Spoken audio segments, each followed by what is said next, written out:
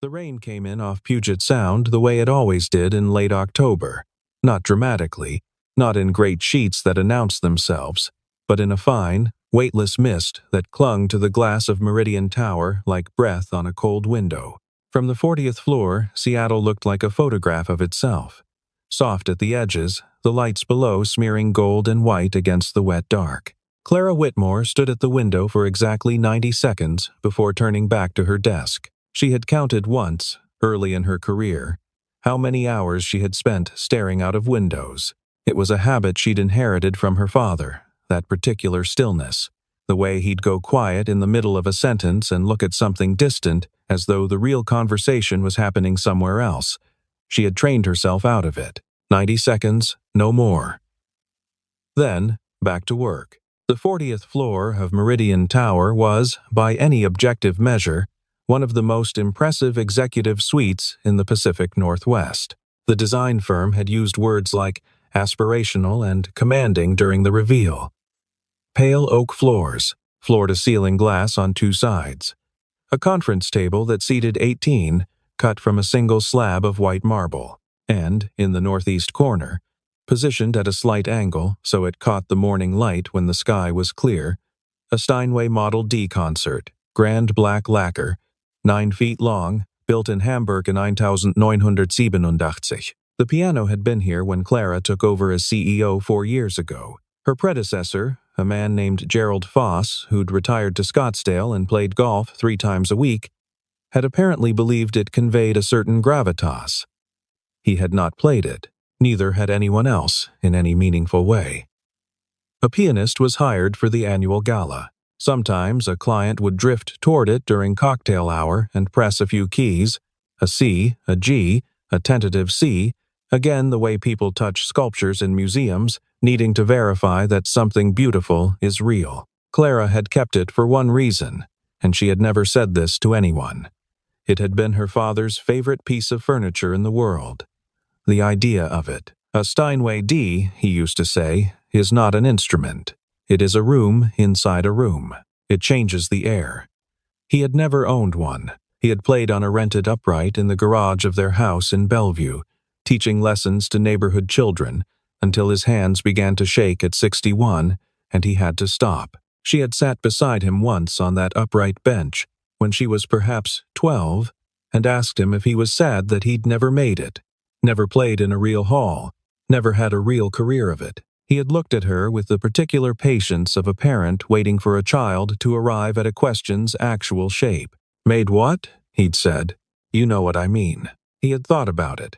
His hands were still on the keys, and he had played one note, just one, a low G, and let it decay until the room was quiet again. "I play music," he said, "because it puts me in a room that has no ceiling.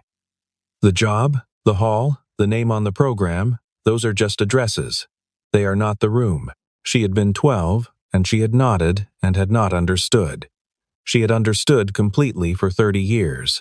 The rule was simple. No one touched the piano. It was not posted anywhere. It did not need to be. You understood it the moment you understood Clara Whitmore. She was still at her desk at 9:47 on that Friday night when she heard it. Not the sound itself, not yet. First, the bench. The small, specific creak of the adjustable bench being lowered. The mechanism's soft complaint. Clara lifted her eyes from her screen. Through the open doorway of her office, she could see the northeast corner of the main suite. The overhead lights had been dimmed to their cleaning hour setting, warm and low. 40%. A man in a gray maintenance uniform sat at the Steinway. His back was to her. His posture was not what she expected. He was not perched at the edge of the bench the way people sit when they are about to do something they know they should not. He sat fully, weight settled. Shoulders dropped slightly in that particular way that serious pianists carry themselves, not slouched, not stiff, but released. His hands were resting in his lap. He was looking at the keys. Clara stood up from her desk without making a decision to do so. She walked through the doorway, across 20 feet of pale oak, and stopped. The man heard her. She could tell by the slight shift in his shoulders, awareness, not guilt. He did not turn around immediately. He looked at the keys for one more moment, and then he turned. He was around 40, she guessed. Dark hair going gray at the temples. A face that had spent time outside, good years and hard years both leaving their traces. His eyes were a pale, steady gray, and they held hers without apology and without pretense. "I'm sorry," he said. He began to rise. "Sit down," Clara said. He stopped. She looked at him. The cleaning cart was parked neatly by the elevator bank, exactly as it should be. Everything about the man was neat. In fact, the uniform clean. The shoes without the usual scuff marks of someone who'd been on his feet since 4 in the afternoon. "What's your name?" "Daniel Hayes." "How long have you been on this floor?" "Mr. Hayes." 6 weeks. I transferred from the tower on 5th. She looked at the piano. She looked at him. Something in the composition of the scene, the man, the instrument, the particular quality of his silence made her want to know if she was right about what she thought she was seeing, whether she was projecting, whether this was just a man who'd been curious and gotten caught.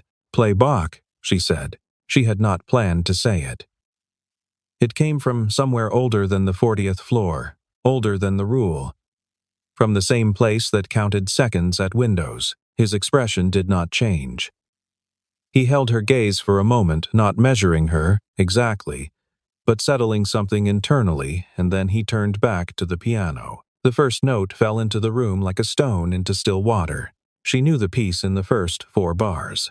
Partita no, Due Pollice C minor, BWV 826, the Sinfonia, the opening movement, the one her father had called the most honest music ever written, which she had never understood as a child and understood completely now. Daniel Hayes did not play it as a man performing for someone who had demanded a performance. He played it as a man who had been holding something for a long time, and was, for a few minutes, allowed to set it down. The technique was not conservatory polished. There were small imprecisions in the ornaments, a touch more pedal than a purist would choose. But the phrasing was absolutely certain. Every pause was placed with intention. The sound he drew from the Hamburg Steinway was darker and more serious than the room deserved. Clara did not move. Through the glass wall of the suite, she could see 2 of her senior staff, Marcus Webb from Legal and Diane Forsyth from Investor Relations, both working late, both now standing completely still at their respective desks, heads slightly turned, listening to something they could not account for. The Sinfonia was 4.5 minutes long. When Daniel finished, he lifted his hands from the keys and rested them in his lap again, in the same position as before, and he waited. Clara looked at the back of his head. She was aware of something happening in her chest that she recognized, distantly, the way you recognize a language you haven't spoken in 20 years. "Finish it," she said. He turned slightly, a question in the angle of his head. "The partita," she said. "Finish it." He turned back to the piano. He played for another 22 minutes. When it was over, he stood up without theatrics, adjusted the bench back to its original height with 2 practiced clicks, and moved to retrieve his cart. "Good night, Miss Whitmore," he said. She said nothing. She was looking at the piano. She stood there for a long time after the elevator doors had closed. Clara did not sleep well that night. She lay in her apartment on Capitol Hill with the city lights making pale shapes on the ceiling and listened to something she couldn't name. She got up at 5:15 and made coffee and sat at her kitchen table with a blank notepad. She had always thought through problems this way, writing the thing out, even if she never looked at it again. The physical act of putting pen to paper, a way of externalizing what was tangled. She wrote 1 word. Why? Then she put the pen down. She knew why. That was the problem. Daniel Hayes lived in a 2-bedroom apartment in the Central District, 14 blocks from a bus line that took 40 minutes to reach Meridian Tower on a good day, 55 on a bad one. The apartment was on the 3rd floor of a building that had good bones and a landlord who responded to maintenance requests within a week, which Daniel had decided was better than average. The walls were white. There were drawings taped to the refrigerator. His daughter's name was Emily. She was 7 years old, with her mother's brown eyes and her father's habit of going very still when she was thinking hard about something. She had been asleep when Daniel came home at 11:30, her arm around a stuffed elephant named Gerald, who had lost one eye the previous spring and been given a button replacement that was the wrong shade of brown. Daniel stood in the doorway of her room for a moment, before going to the kitchen to eat the dinner he'd covered with foil before his shift. Cold rice, leftover chicken, sliced cucumber. He ate standing at the counter because the table was covered in Emily's drawings. She was going through a phase of drawing horses, all of them with disproportionately large heads and expressions of philosophical gravity. In the corner of the small living room, against the wall under the window, there was a Casio keyboard 61 keys, slightly smaller than full size, with a stand that had been repaired with epoxy where one leg had cracked. Emily's music teacher at school, a warm and patient woman named Mrs. Reeves, had told Daniel 3 months ago that his daughter had a good ear and natural rhythm and would benefit from lessons if the family was in a position to consider it. Daniel was not in a position to consider it. He had given Emily what he could, the Casio, 30 minutes a day, himself. He sat beside her on the bench on the weekends and showed her things. Not formally, he wasn't a teacher, but he could give her the architecture of it, the way music was built, which notes wanted to follow which other notes, and why. He showed her that a mistake wasn't a stop sign, only a detour. He showed her that the space between notes was as real as the notes themselves. "You're playing too carefully," he told her one evening, when she'd stumbled on a passage for the 3rd time and gone red with frustration. "Because I keep making the wrong notes," she said. "The wrong notes aren't the problem," he said.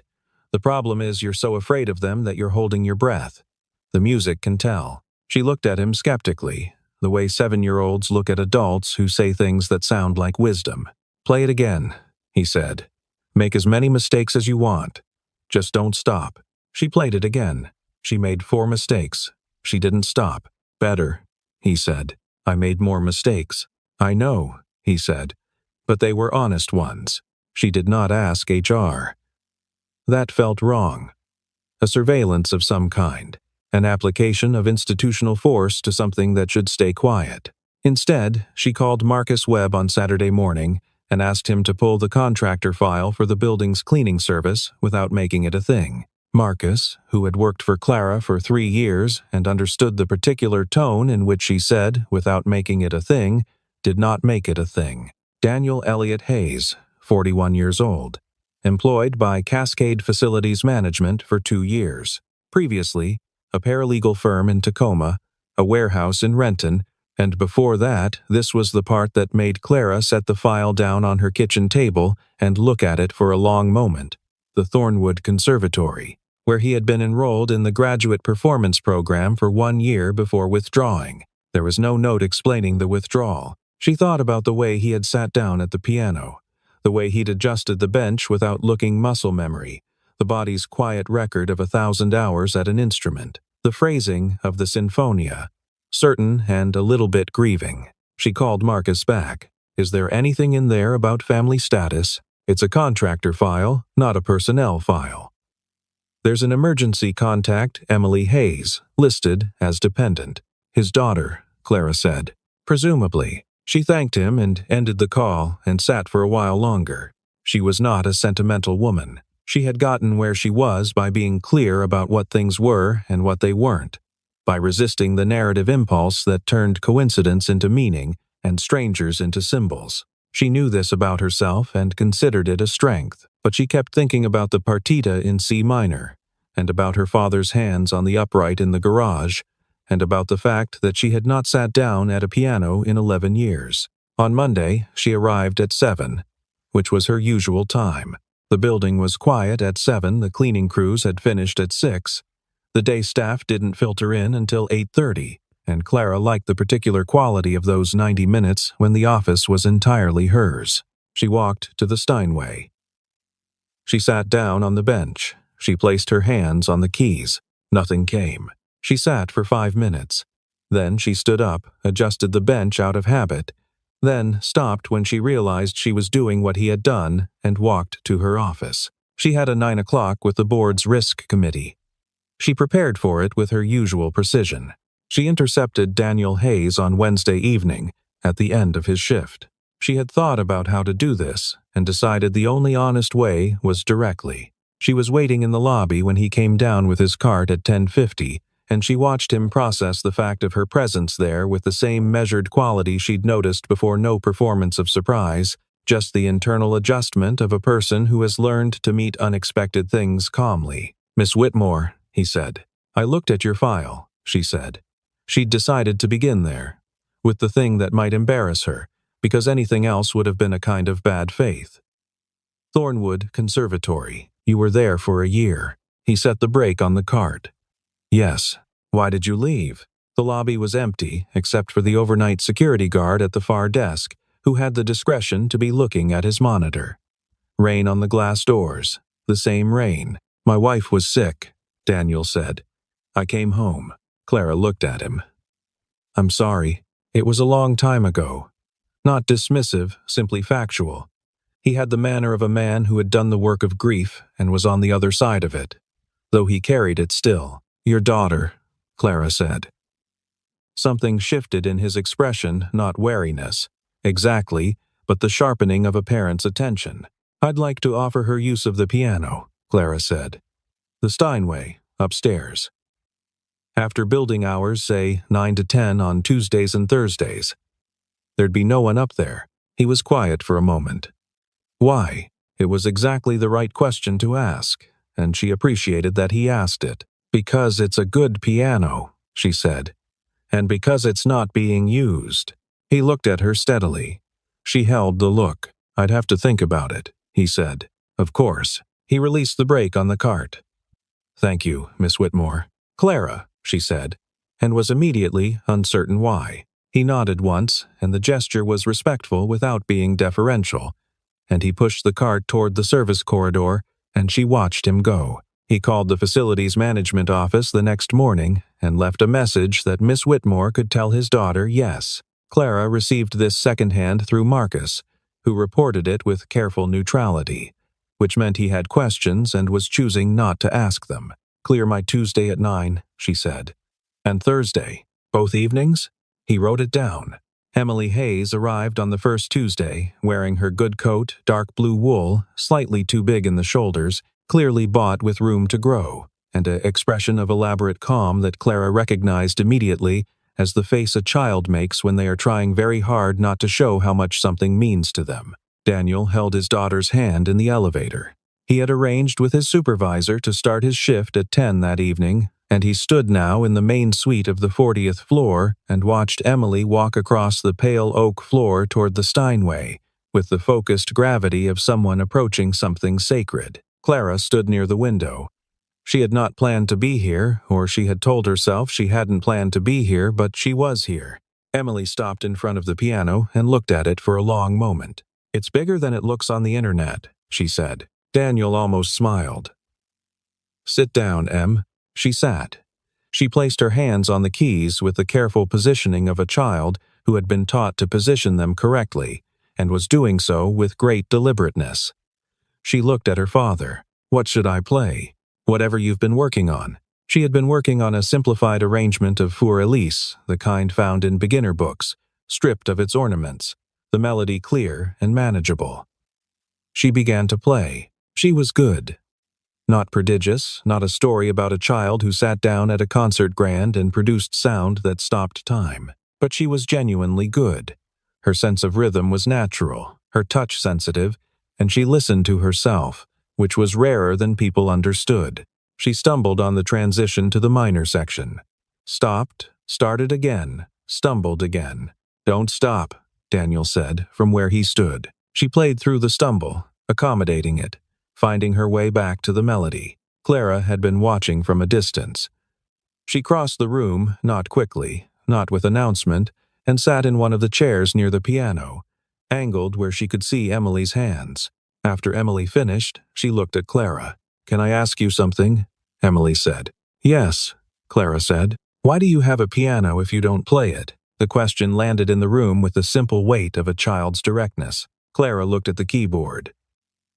"That's a fair question," she said. "I used to play. A long time ago. What happened? I stopped." Emily considered this. "Did you forget how?" "I don't know," Clara said, and the honesty of her own answer surprised her. Emily turned back to the piano. She placed her hands again in their careful position. "Can you show me how to do the part that sounds sad?" In the middle, she played a few bars, the shift into minor, the part she had stumbled on. "It keeps coming out wrong." Clara looked at the keyboard. She looked at Daniel, who was watching her with an expression she couldn't read. She moved her chair closer to the bench. "Slide over a little," she said. She placed her right hand on the keys. The muscle memory was strange present and distant at the same time, like a word in a language you learned as a child and haven't spoken since. She played the passage slowly, the shift into the minor section, the way the melody darkened. "You're pressing too hard," she said. "The sad notes don't want to be forced. Let your hand drop into them. Like this." She played it again. "Feel the difference?" Emily tried. It was better. "Again," Clara said. They worked on it for 12 minutes. Clara did not once think about the board's risk committee, or the quarterly projections, or the message from the Shanghai office she had not yet answered. When she finally sat back and looked up, Daniel was watching her with that same unreadable expression. And then his face did something she hadn't expected. Not a smile, exactly, something quieter, something that seemed to come from a place deeper than happiness. He looked, very briefly, like a man who has been worrying about something for a long time and has just been given a reason to worry less. She suggested coffee 3 weeks later, on a Thursday, framing it as a conversation about Emily's progress. She believed, as she said it, that this was true. She rehearsed, on the way to the cafe, 3 specific talking points about the Bartok piece Emily had recently begun. The way her left hand was developing, the question of whether she might benefit from a structured lesson framework. She arrived with these things prepared.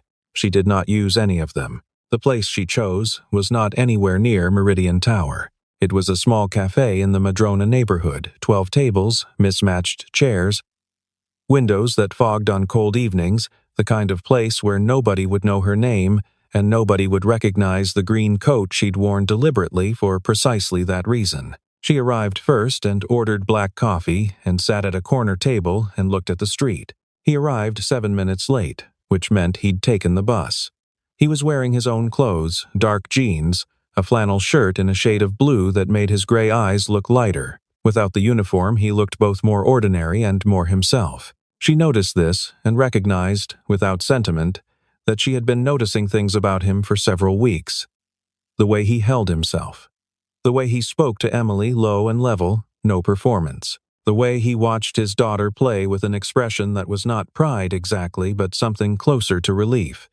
As though Emily at a piano was evidence of something continuing in the world that Daniel Hayes needed to continue. He ordered coffee and sat across from her. They talked about Emily for perhaps 10 minutes, and then they talked about other things. He told her about Thornwood the year he'd spent there, the particular quality of those months when he had believed that the life he wanted was entirely possible. His teacher there, an older Austrian man named Professor Keller, who had the gift of making you feel that your relationship with music was a private matter between you and something larger than either of you, and that no audience was required. He said I had a natural understanding of the architecture, Daniel said.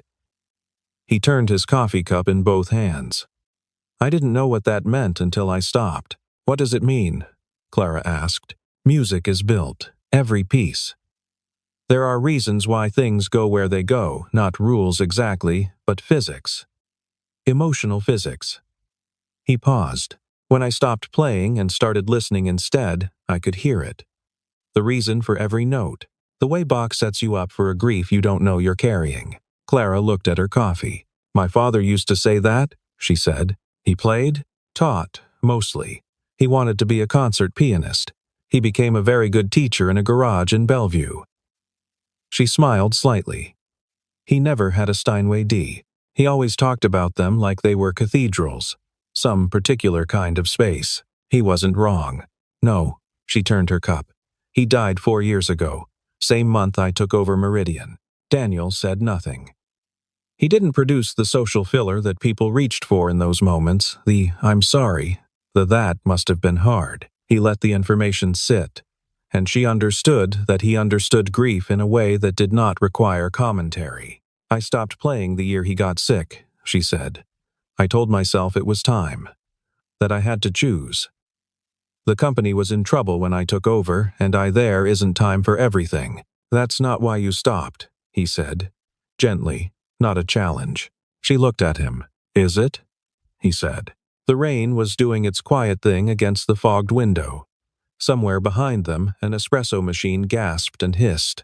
No, she said. He nodded once, picked up his coffee. She thought, he doesn't need me to explain it, and realized she was grateful for that in a way she hadn't anticipated being grateful for anything. It was Marcus who raised it with her, which meant others had been discussing it and he had drawn the short straw. He came into her office on a Thursday morning, closed the door behind him, and stood in the careful way he stood when he had something to say that he'd rehearsed.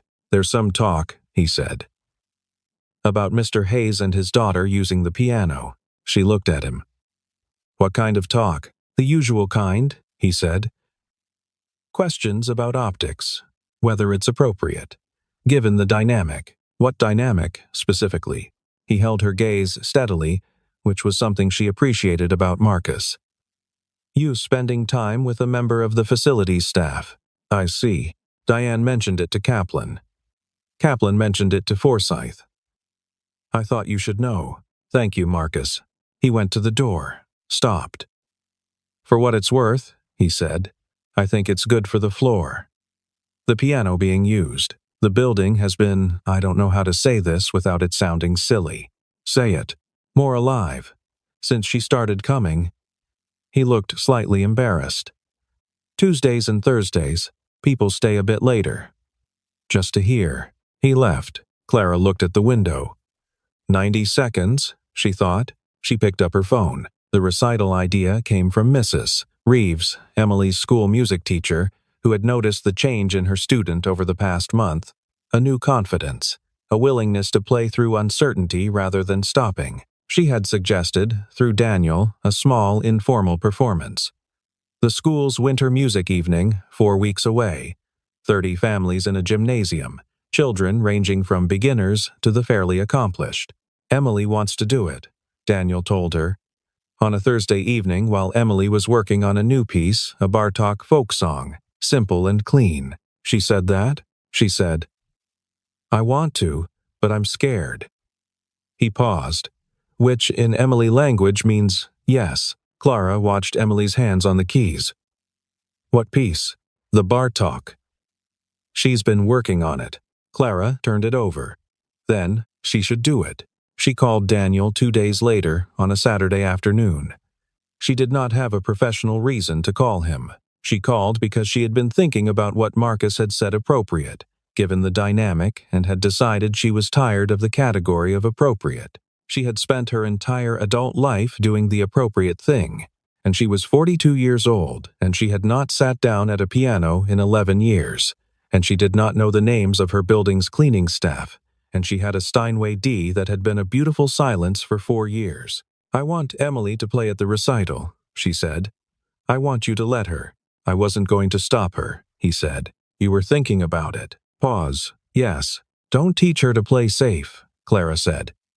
She had said this before, weeks ago, in a different context, and it had meant something different then. Now she meant it about both of them. He was quiet for a moment. All right, he said. 10 days before the recital, Emily had a bad practice. It was a Tuesday. Clara arrived at 9 to find Daniel already there. Emily at the piano, with her jaw set in that way it set when she was fighting herself. She had been running the Bartok for 40 minutes, Daniel said quietly, and it was getting worse, not better. Clara sat and listened to one run-through. Emily's hands were tight, the whole body tight, actually. The stiffness of a child bracing for impact. The piece stumbled through its second phrase and fell apart in the third. Emily stopped. She put her hands in her lap. She did not cry, but the skin around her eyes went very bright. I can't do it, she said. You can, Daniel said. I've been doing it wrong for 40 minutes. That's not. I don't want to do the recital. She said it quietly, with the finality of a child who has made a decision and is now presenting it as fact. I'm not good enough. Daniel looked at Clara. Clara looked at Emily. "Can I tell you something?" Clara said. Emily looked at her with that expression of watchful reserve that children use when they suspect an adult is about to say something unhelpful. "The first time I played in front of people," Clara said, "I was 9. It was a recital, like yours. I practiced for 6 weeks. I knew every note." She paused. "I walked out on the stage and my mind went completely blank. I sat at the piano and I couldn't remember how the piece started." Emily stared at her. "What did you do?" "I sat there for a long time. It felt like forever. It was probably 15 seconds. And then my hands remembered what my brain had forgotten." She held Emily's gaze. "The music is in your hands, Emily. Not your head. Your head is the one that's scared." Emily looked down at her hands. "Play the first phrase," Clara said. "Don't think about the second. Don't think about the recital. Just the first phrase." Emily placed her hands on the keys. She played the first phrase. It came out clean and light, exactly as it was supposed to. "Again," Clara said. She played it again. "Good. Now the second phrase." Same thing. They worked through it section by section for another 40 minutes. By the end, the piece was not perfect. It was not going to be perfect, but it was Emily's. Her rhythm, her breathing, her particular way of leaning slightly forward on the notes she loved. Daniel watched from his usual spot near the window. When Clara finally looked at him, he was looking at his daughter, and his expression was the one she had started to recognize. That particular quality of a parent watching a child become more fully themselves. The board pressure came the week before the recital. It was the kind of corporate conversation that dressed itself in practical language. Optics, consistency, the importance of maintaining professional boundaries. The board's chair, a man named Gordon Tillman, who wore excellent suits and had never in Clara's memory said anything that surprised her, met with her on a Wednesday morning and spoke carefully about perceptions. "No one is suggesting anything inappropriate," he said, in a tone that suggested exactly that. "But Meridian's leadership culture has always been distinguished," Clara said. "We think of it as rigorous." "I'll keep that in mind," she said. After he left, she stood at the window. She had not meant to stand there. It was the reflex of someone who needed to think without a surface, without the desk and the phone and the stack of things that required response.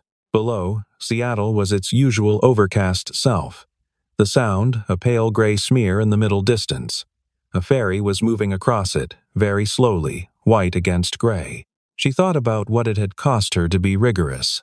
The particular arithmetic of a life organized entirely around what was prudent. She had been the first woman to lead Meridian. She had been told, in various ways and by various people over the years, that this required her to be twice as careful, twice as contained, twice as correct. She had accepted this framing without fully examining it, the way you accept the terms of a contract when you want the job badly enough. She had wanted the job badly enough. She had been rigorous for 11 years, and she had a Steinway D that had been a beautiful silence, and she had not sat down at a piano in 11 years, and her father was dead, and she had never told him that she understood, finally, what he meant about a room inside a room. She was aware of a familiar pull, the clean, cool logic of retreat. The argument was not absurd. She was a CEO, and the optics were complicated, and she had worked for over a decade to build something that now had real weight and real stakes, and none of it needed to be jeopardized over a piano and a 7-year-old and a man she had spoken to perhaps 12 times. She picked up her phone and looked at it. She put it back down. She picked up the pen and the blank notepad. She wrote, "What are you afraid of?" She already knew. She had known for weeks. She went to his apartment on a Sunday evening, 8 days after the bad practice and 4 days before the recital. She had called ahead, which felt like the right thing to do. He buzzed her up. She climbed 3 flights of stairs and knocked. He opened the door. Behind him, the apartment was warm and smelled of something cooking. Emily was at the kitchen table with a library book, the stuffed elephant beside her. She looked up when Clara appeared, registered her presence with evident curiosity, and then returned to her book with the particular diplomacy of a child who has been told adults sometimes need to talk. Daniel moved into the small living room, clearing space on the couch. Clara sat. He sat across from her. She looked at the Casio in the corner, at the drawings on the refrigerator, visible through the kitchen doorway. Horses, mostly, with their philosophical expressions. "The board has concerns about my spending time here," she said. "With your family." He looked at her calmly. "I wanted you to know that." "And?" he said. "And I don't care." She said it plainly, without drama, because it was a plain and undramatic statement. "I spent the last 11 years doing every correct thing in exactly the correct order. And I am." Of the correctness of it, he said nothing. "I didn't come to Thornwood," she said. "I didn't go to any conservatory. I chose the MBA and the trajectory and all the things that seemed like the real life instead of the life I wanted, and I have done very well with that choice, and I have a 40-floor office with a piano no one plays." She hadn't meant to say so much. It came out in a quiet, level voice, which was why she thought it was all right to let it. Daniel leaned forward in his chair, his elbows on his knees, his hands loosely clasped. "I couldn't have stayed at Thornwood," he said. "Margaret was sick. Emily was too. There wasn't a choice." He paused. "But I've thought about what Professor Keller would say if he knew I'd turned into the man who cleaned the piano instead of played it." He looked up. "He would say I was still in the right relationship with the music, just on the other side of the glass." Clara looked at him. "You weren't choosing between music and everything else," he said. "You were choosing between safe and not safe. That's different." "I know," she said. "The recital Thursday," he said. "Emily needs to know you'll be there. I'll be there." He held her gaze. Something settled between them, not resolved exactly, but acknowledged, which was the more important thing. From the kitchen, Emily's voice. "Is Clara staying for dinner?" Daniel looked at Clara, the ghost of that quiet smile. "Is Clara staying for dinner?" he called back. Clara looked at the Casio in the corner, at the horses on the refrigerator, at the repaired leg of the keyboard stand with its epoxy scar. "Yes," she said. The gymnasium of Jefferson Elementary School was decorated with paper snowflakes and strings of white lights, which gave it the quality of a dream someone had tried to write down before it faded. 31 families filled the folding chairs. Children ranged from 8 to 14, in their good clothes, with the expressions of people facing something that mattered. Clara arrived at 6:40 and sat in the 4th row on the left side, near the aisle. She had not told anyone at Meridian where she was going. She was wearing a dark green coat that she had owned for 6 years, which was the only piece of clothing she owned that she had never once considered in terms of how it read professionally. Daniel was backstage with Emily. Clara had spoken to Emily briefly at the door, the girl in a blue dress, her hair braided. Gerald the elephant left at home because she'd decided she was too old for that, and then changed her mind, and then finally decided again that she was. "Are you ready?" Clara had asked. "No," Emily said honestly. "Good," Clara said. "Ready is overrated." Emily had looked at her for a moment, and then she'd laughed, which was better than ready. Emily was 7th in the program. The children before her were various degrees of skilled and various degrees of nervous, and the audience received them all with the same generosity, the warmth of 30 families who understood that this room held something that mattered, that the thing being handed back and forth between the small figures at the instrument and the people in the folding chairs was real, even if imperfect. When Emily came out, she walked to the piano with her chin slightly lifted, the posture of someone choosing bravery, one step at a time. She sat down. She adjusted the bench 2 clicks, the same sound as her father's hands on the Hamburg Steinway, and she looked at her hands. Clara held very still. The Bartók folk song began. It was not perfect. The second phrase caught for just a moment, before resolving the same phrase they'd worked on for 3 weeks, the same phrase Emily had stumbled on 10 days ago. But she played through it, the way Daniel had taught her, the way Clara had reinforced. Honest, not cautious. She played with her whole self in it, which is the thing that cannot be taught and can only be allowed. The room was quiet in the way rooms go quiet when something true is happening in them. Clara felt her throat close. She recognized the feeling. She had not felt it since the last time she'd heard her father play. In the garage in Bellevue, his hands beginning to shake, the music still entirely certain despite them. She had stood in the doorway and watched and had not gone in, because some part of her knew it was one of the last times, and she had not known how to be in the same room with a last time. She had spent 11 years not being in the same room with last times. Emily finished. She lifted her hands from the keys in the same precise way her father lifted his, and she looked at them, and then she looked at the audience. The gymnasium filled with sound. Clara was already looking away when the tears started an old reflex, the turning before anyone could see. But there was no one beside her who needed to not see. There was only the room and the sound of it, and Emily at the piano with her chin still lifted. She let herself look back. Afterward, in the corridor outside, Emily found her. The girl still had her stage color on her face, that particular brightness, and she stopped in front of Clara and said, without preamble, "I made a mistake in the second part." "I know," Clara said. "Did it sound bad?" Clara looked at her steadily.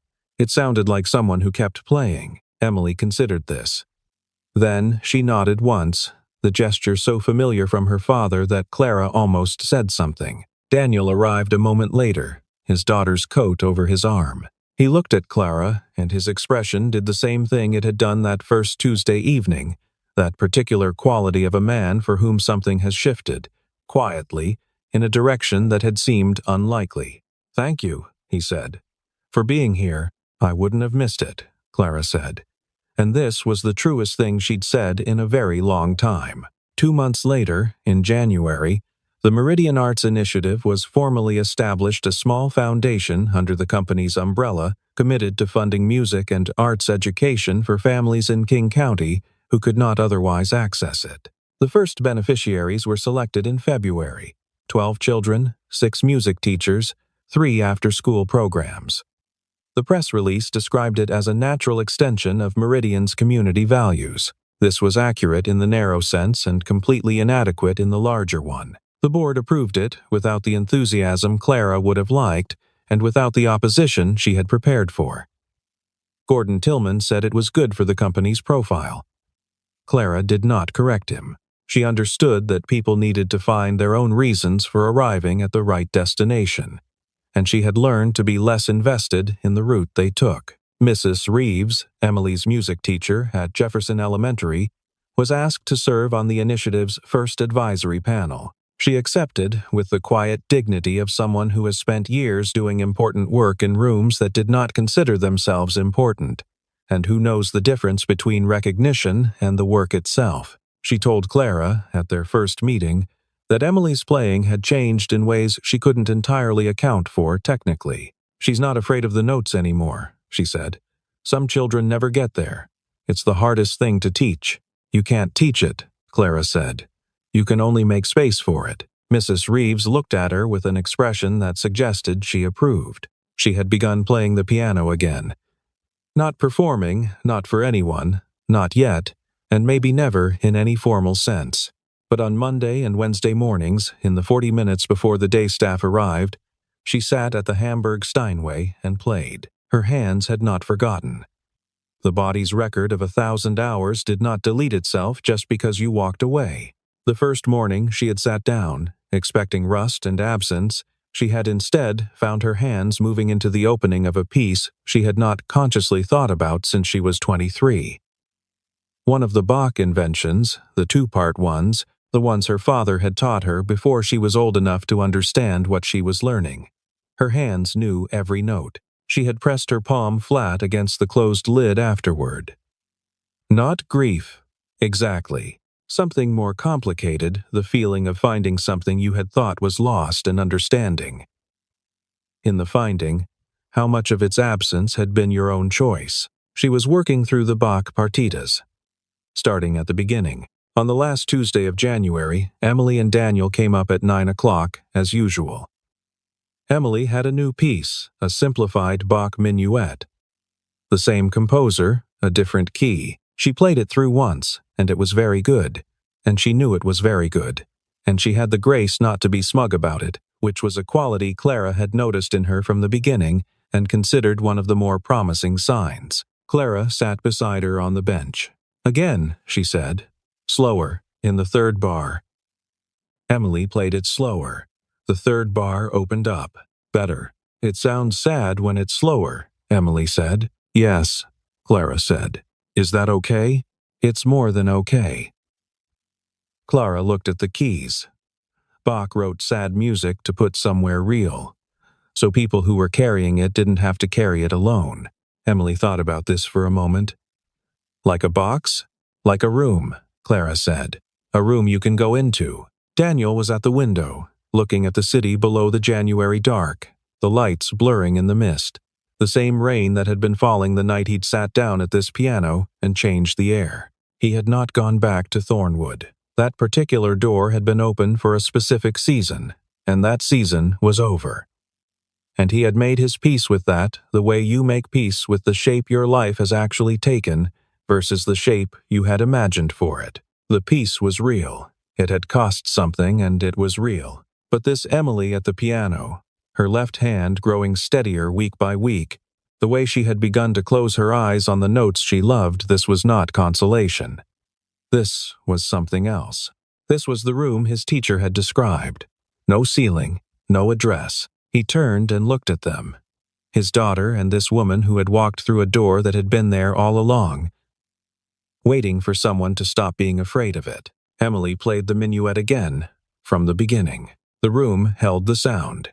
Outside, Seattle went quietly about its life in the dark and the rain. No one inside needed it to be anything other than what it was.